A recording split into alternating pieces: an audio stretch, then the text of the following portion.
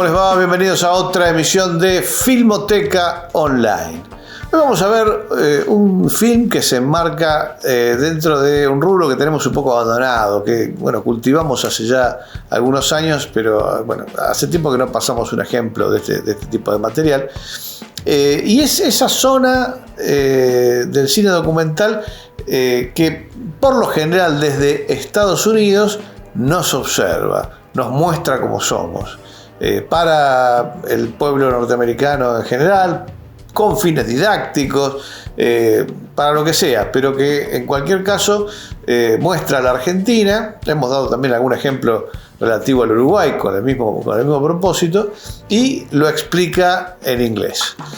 Hubo, por supuesto, un apogeo de este tipo de cine durante la Segunda Guerra Mundial por la llamada política de la buena vecindad, que fue diseñada, organizada por varias entidades, pero sobre todo por, me lo anoté para no meter la gamba, Coordinación de Asuntos Interamericanos, ¿no? Desde allí nos tiraron con todo lo que tenían, Walt Disney, o sea, todo el mundo vino en esos años acá, Orson Welles, para tratar de mitigar la presencia de simpatizantes del eje, que también lo sabía, ¿no? Es decir, de pronto había cines que solo pasaban películas alemanas, y pasar películas alemanas en la década 40 era decir, pasaban películas nazis. Es decir, había todo eso también acá. Y no olviden también que el meeting nazi más convocante fuera de Alemania tuvo lugar en Argentina, en el Luna Park, en ocasión a uno de los cumpleaños del Führer. Entonces Estados Unidos tenía sus razones durante la guerra para ocuparse de la zona, y durante la guerra hicieron varias acciones, digamos, para intervenir culturalmente en la región, no solamente en Argentina, sino también en Brasil, todo Sudamérica. De allí salieron algunas películas muy famosas, Saludos Amigos de Walt Disney, Los Tres Caballeros, varias películas muy conocidas, y una miríada de cortometrajes, iniciando una tradición que después iba a continuar, porque la Enciclopedia Británica, varias entidades culturales hicieron películas acá ya con fines más educativos. En estas películas que decimos, sobre todo las producidas por la Coordinación de Asuntos Interamericanos, hay una intención política en la difusión de estos materiales por la coyuntura bélica del momento. Y la película que vamos a ver es bastante curiosa, muy bien hecha está, y se llama Patagonian Playground. Está dedicada al Parque Nacional Nahuel Huapi. Y lo curioso son dos cosas. Primero, que está hecha en Kodachrome, filmada en Kodachrome, con lo cual los colores están perfectos. El Kodachrome es un tipo de material que no pierde el color, está extraordinariamente bien hecho y siempre tiene unos colores muy brillantes, muy notorios. Y lo segundo es que está realizada por un auténtico aventurero y explorador de la primera mitad del siglo XX, que se llamó Desmond Holdridge. Desmond Holdridge, ya de muy joven, no tenía 20 años cuando se mandó con unos amigos a las zonas árticas y se perdió, lo encontraron medio muerto de hambre después. Después estuvo también explorando el sur de Venezuela, se peleó con una tribu indio, casi lo matan. Tuvo una vida realmente aventurera y de explorador, como solo fue posible, qué sé yo, en el siglo XIX y el principio del XX, cuando el mundo era todavía un lugar bastante desconocido.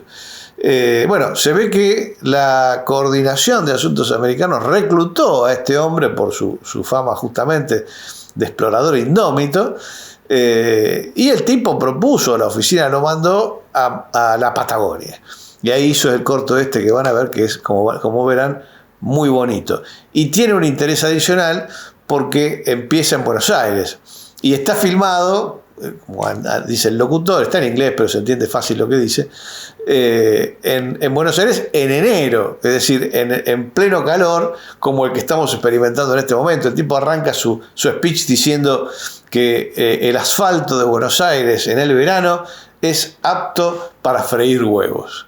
Aquí va entonces Patagonian Playground y espero que la disfruten.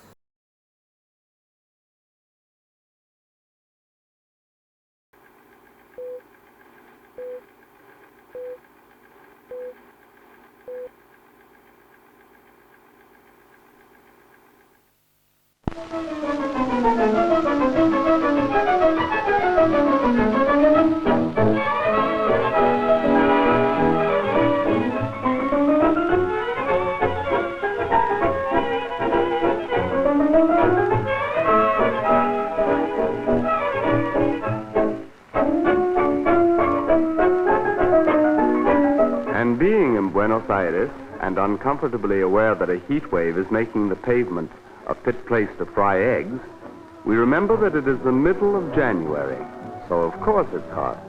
To some people in some parts of the world, in New York, for instance, or Boston or Chicago, mid-January means snow and leafless trees and heat from stoves and radiators.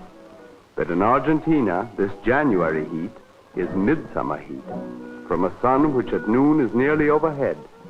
Even penthouses offer no refuge. New York, Boston, and Chicago know well enough how deadly the heat can be in midsummer. Buenos Aires is decidedly hot.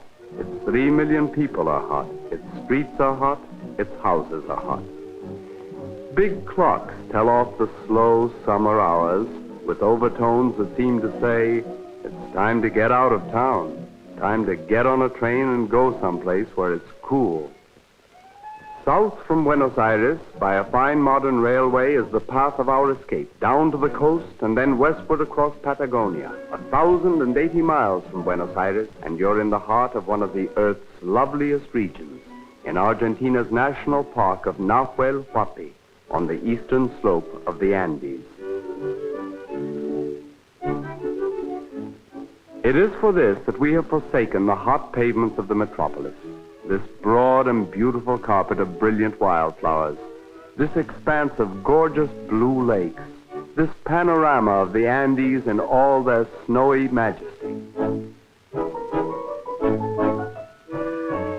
Now we are in a region of cool mountain winds blowing down from the glaciers, of vast rocky walls forming the backbone of a continent, of matchless blue skies. For we are amid the Argentine Andes, an area just beginning to make itself known to the world at large. So recently was the railroad constructed which brought us here. Despite the ever-present picture of snowy peaks and rugged Patagonian pines, the air here is not chilly, for the park is no further south of the equator than Boston is north of it, and the altitude at lake level is not excessive. It's about 3,000 feet. How many of us North Americans suspect the presence in Patagonia of such a place, with such a fine, bracing climate? This isn't at all Patagonia as we usually imagine it to be.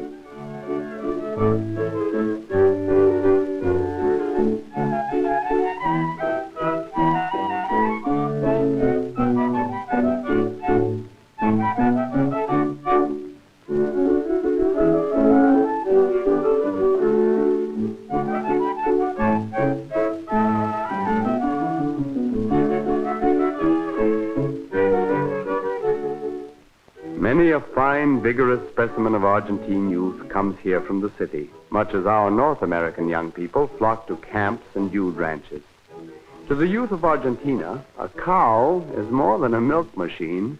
It's a symbol of the nation's history, work, and prosperity. Most Argentines, even if they have never known ranch life, have heard of it from their fathers and grandfathers, have inherited, in fact, a tradition going back to the first settlers from Spain, who, finding no gold in Argentina, proceeded to draw wealth from its rich, fertile earth, from its grasslands, from its teeming herds of cattle.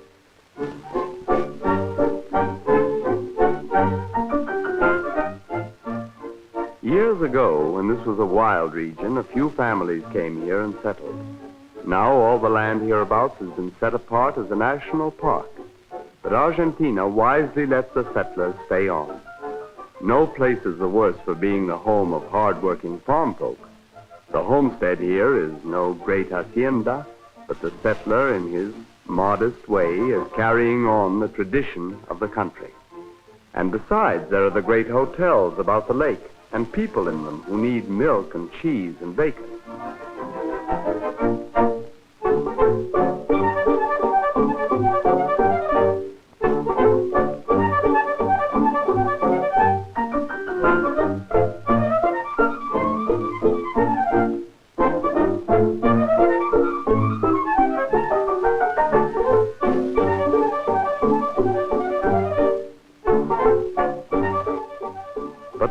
our attraction at Nahuel Huapi is the giant range of the Andes. The grim, towering walls of the great chain that runs the length of the continent clear up to Panama, then through Central America and Mexico to become known to us, away up in North America, as the Rockies.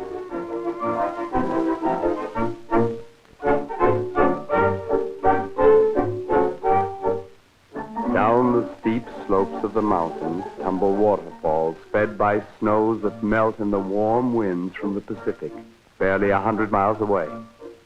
Someone once asked a famous mountain climber why he insisted on scaling a certain forbidding peak, and his reply was, because it's there. Well then, Andean slopes are obviously here to be scaled and tramped over. They are picnic grounds on an epic scale. They are hiking trails that issue an irresistible challenge. And the waterfalls and highland streams were put here to prove to city folks how palely green and icy cold mountain water can be.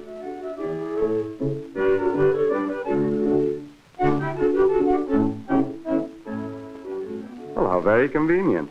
Here at the very foot of a glacier, wild strawberries, fresh and red and delicious. Imagine picking strawberries amid ice fields. This makes worthwhile the 3-hour ride over mountain ridges to this realm of the thunderer.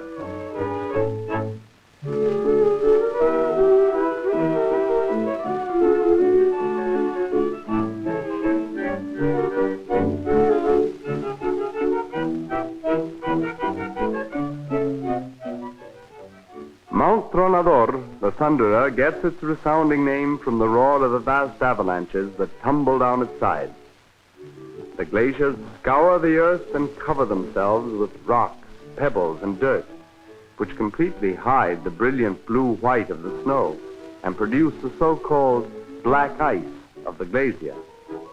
But far above, there is virgin snow, renewed nightly as the winds from the Pacific hurl clouds across the summit of the Thunderer. And here are the snows that give rise to the avalanches. An avalanche is a terrifying phenomenon which, once encountered, is forever mightily respected.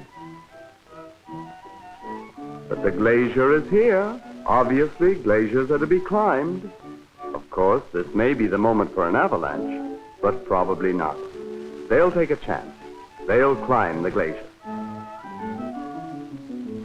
And then it comes, with the roar of 100 thunderstorms. Down tumble thousands of tons of snow and ice. This is certainly no place to be. One lump of that snow may weigh as much as a ton. Retreat from the danger zone is along the rocky slope at the edge of the glacier. Rough going it is, too, for the stones slip underfoot, so smooth have they been polished by the age-long action of snow and ice. Well, they came for a thrill, and they've had it. Now comes the problem of descending 1,000-odd feet through rocky ravines and over long, icy slopes.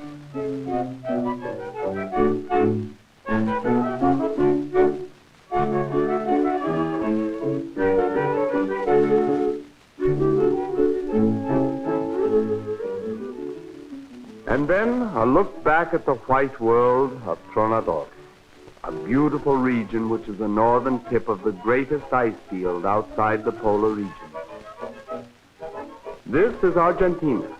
These are Argentine girls, so the adventure must end with yerba mate. Salud, she's saying.